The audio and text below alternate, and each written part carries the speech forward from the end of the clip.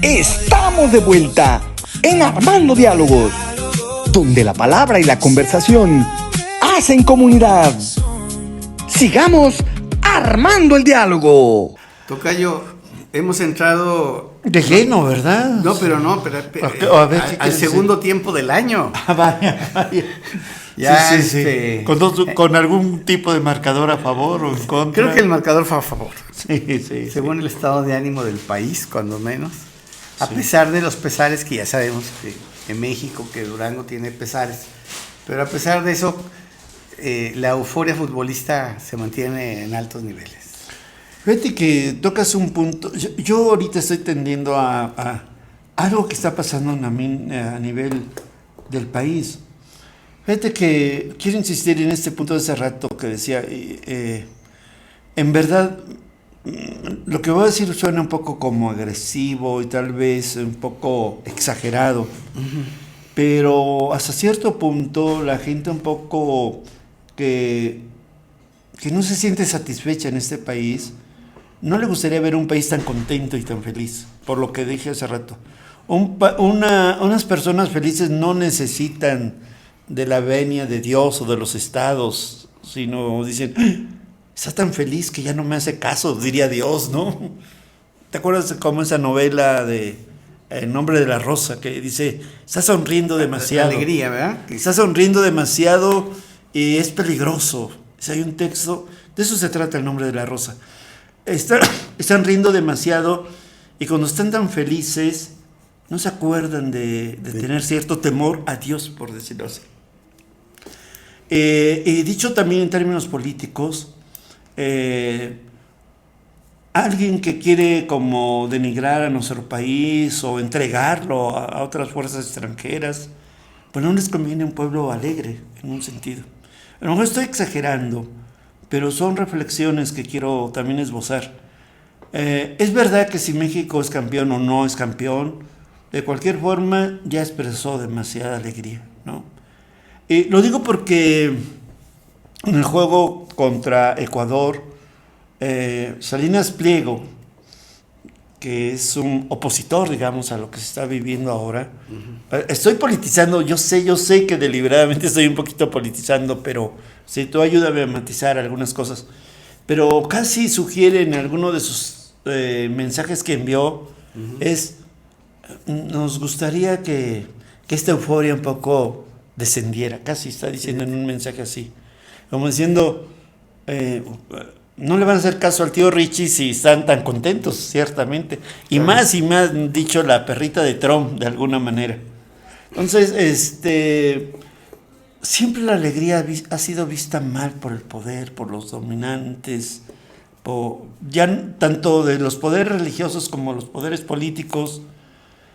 Y bueno, es un poco lo que yo quería matizar. A lo mejor no lo estoy haciendo debidamente, estoy poniendo las cartas sobre la mesa para irlas ordenando, digamos. Sí, hay un cuestionamiento de la crítica al poder cuando se habla del pan y circo, ¿no? Y de alguna manera alguien puede pensar que el fútbol sea una especie de circo y que si la gente está contenta se va a olvidar de los problemas y de alguna manera va a avalar, vamos, a un régimen. Y de hecho se ha visto el esfuerzo de algunos regímenes, por ejemplo la dictadura de Videla en Argentina, cuando organizan un mundial y toleran a un Maradona que pues es crítico. Es crítico de la dictadura y es incluso un hombre que varias veces manifestó su ideología de izquierdas, pero yo creo que también hay algo muy en la raíz de los mexicanos, muy cultural, que es que los mexicanos tenemos ciertos espacios de libertad. Y a pesar de que sí, efectivamente Octavio Paz hablaba de nuestra seriedad, a veces que somos mustios y a veces de miradas y de ser así como introvertidos. Esquivas. Lo cierto es que en las fiestas ayudado un poquito con el alcohol, pero también en este caso por el deporte, por el fútbol que se ha enraizado en el pueblo mexicano, pues eso permite que la gente se exprese y se sienta a gusto y se libere, que también es como una manera de compensar o de catalizar toda la disciplina, el esfuerzo, el rigor trabajo, de la vida. las horas, el rigor de la vida, exactamente, las malas noticias. Yo creo que es una manera en que los mexicanos nos... Hablaba también Octavio Paz de las máscaras, ¿no? Uh-huh. Que de hecho se ha descubierto, cuando una vez yo daba clases sobre antropología, tenía a veces la idea de investigar qué significaban ciertas palabras. Y como la antropología estudiaba al ser humano, al hombre, estudiaba también a la persona, pues un día me puse a investigar qué significa, de dónde viene la palabra persona. Y es impresionante porque la palabra persona viene de la palabra máscara. Es decir, los seres humanos usamos máscaras. Y aquí alguien hablaba en Durango de cachuchas, ¿verdad? Que a veces tú traes la cachucha de deportistas y luego vas a tal lugar y traes la cachucha de tal partido político y luego vas a tal lugar y eres la cachucha del gracioso en las reuniones o del serio, etcétera. O sea, que un mismo ser humano puede tener varias cachuchas o varias máscaras, ¿verdad? Por ejemplo, voy a poner un caso muy personal, mucha gente que me conoció en la universidad, pues estudioso, que maestro y demás, pues muy serio, ¿verdad? Y yo tengo mi colección de chistes, porque cuando me reúno con los amigos, pues yo cuento chistes, ¿verdad? Claro, pues, claro. Es una máscara, otra faceta que me sale de, claro. de contar chistes, pero bueno, entonces son cosas que luego sorprenden, porque los mexicanos podemos tener eso. Y se hablaba mucho, Octavio Paz, de esta liberarse, de quitarse la máscara, de una especie de catarsis. Y fíjate que yo, parece que me salgo del tema, pero voy a tocar un tema duro. Yo leí en la revista Nexos una parte que casi no se platica de la historia del propio Octavio Paz, que fue nuestro premio Nobel de Literatura y que era un ensayista y un pensador muy profundo. Y era sobre todo mucho la historia de su papá.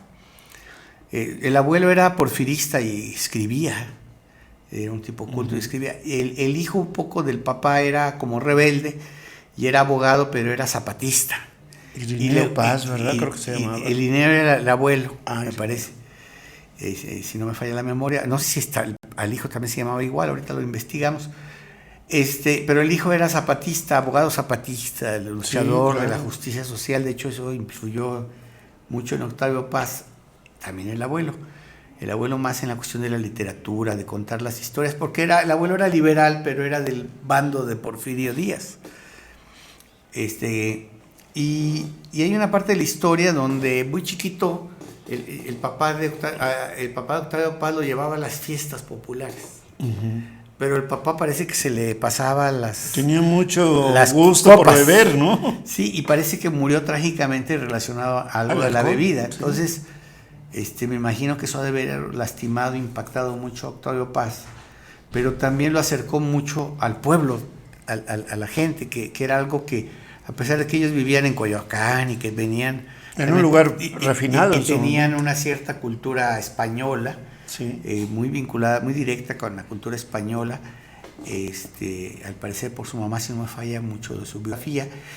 Él de todas maneras, esa vinculación que tuvo su papá con el pueblo le influyó mucho, al grado de que dejó de estudiar y se fue a una comuna maya a dar clases, ¿no? Sí. ¿Verdad? Una comuna socialista, algo así. Sí.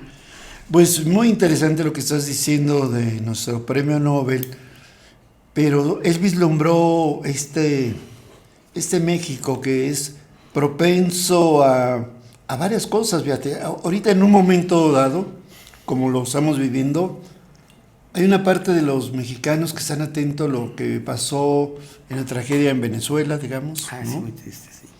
Y ahí están los topos, y ahí está parte del ejército mexicano haciendo un rescate con toda la experiencia que se tiene. Pero otra parte de los mexicanos están dándole vuelo a la hilacha, como se dice, disfrutando del fútbol, deseando. Entonces habla de todo pues, por ejemplo, si uno observa bien la historia de México, pues sí. Yo, por ejemplo, cuando viajé mucho a Latinoamérica, me daba cuenta de que había mucho culto en relación a México y me preguntaban de la Lupita, así como de Juan Gabriel y de cosas esto. México siempre será como el hermano mayor para mucha gente latinoamericana. Entonces, el hermano mayor se ríe, juega, acoge, recibe, hace la fiesta, pero también apoya al pueblo venezolano o en su momento al pueblo cubano, pero al mismo tiempo difunde gorditas de chicharrón y la cultura culinaria, y México es grande en ese sentido, así que pues mi deseo es que gane México con más relevancia. Fíjate que Argentina es muy bueno, pero no tiene el arraigo que tiene México, como permear todo ese sentido de la generosidad. Si tú estás en Argentina o por esos lugares, te encuentras argentinos bien bondadosos, bien buena onda. Pero cuando salen, la clase media argentina no es tan agradable en muchos sentidos. Siempre nos parece un poquito como rivalizantes o presumidos, decimos, ¿no?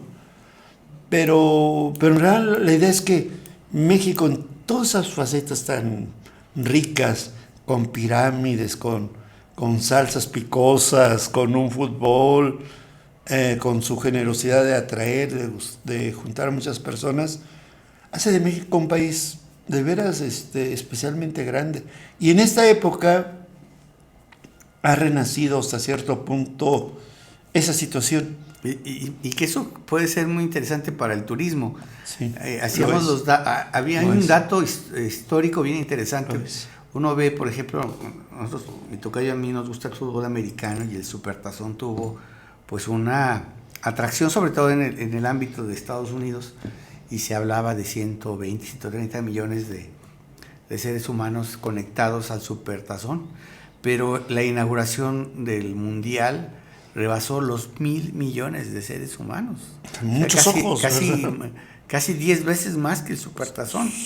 Y todo lo que está ocurriendo y lo que está visualizando la gente, aparte de los partidos, sino la forma de ser de los mexicanos, está haciendo un gran escaparate, que esperemos que eso nos ayude para la cuestión del turismo. Obviamente que paralelamente hay que garantizar más seguridad, más cosas así. Que por ahí las voces de la oposición hablan de que el gobierno mexicano ha logrado pactos con los malos de la película para que durante el Mundial no haya tantas cosas así malas, de tal manera que México pueda tener una buena cara. Exhibirse bien. Pero bueno, más allá de esa crítica, ese cuestionamiento, de esa hipótesis, está el hecho de que México está dando una imagen bonita, y que bueno, eso no significa desconocer o olvidar que tenemos nuestros problemas y nuestras debilidades y que hay que atenderlas. Pero bueno, yo creo que este Mundial ha servido de escaparate para la proyección de nuestro país, de México, en el mundo. Vamos a hacer un pequeño corte y regresamos aquí a Armando Diálogos. No te vayas. La conversación continúa en Armando Diálogos. Regresamos en un momento.